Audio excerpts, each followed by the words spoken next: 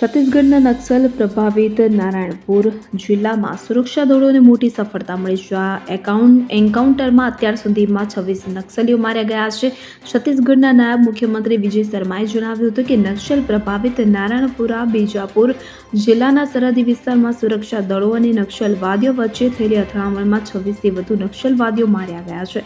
તેમણે જણાવ્યું કે એન્કાઉન્ટરમાં એક પોલીસ સાથી માર્યો ગયો જ્યારે એક સૈનિક ઘાયલ થયો. તેમણે કહ્યું કે સર્ચ ઓપરેશન હજુ પણ ચાલુ છે. સમાચાર એજન્સી પીટીઆઈએ અધિકારીઓને ટાંકીને જણાવ્યું કે નારાયણપુર જિલ્લામાં ચાલી રહેલા એન્કાઉન્ટરમાં 26થી વધુ નક્સલીઓ માર્યા ગયા છે. અગાઉ પોલીસ અધિકારીએ કહ્યું હતું કે નારાયણપુર અને બીજાપુર જિલ્લાના સરહદી વિસ્તારમાં આવેલા અબુઝમાડ વિસ્તારમાં માંડ ડિવિઝનના નક્સલીઓની હાજરી અંગેની માહિતીના આધારે એન્કાઉન્ટર થયું છે.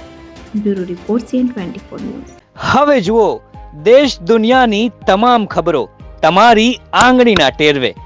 ઉઠાવો મોબાઈલ અને ગૂગલ પ્લે સ્ટોર પરથી ડાઉનલોડ કરો અમારી CN24 ન્યૂઝ મોબાઈલ એપ.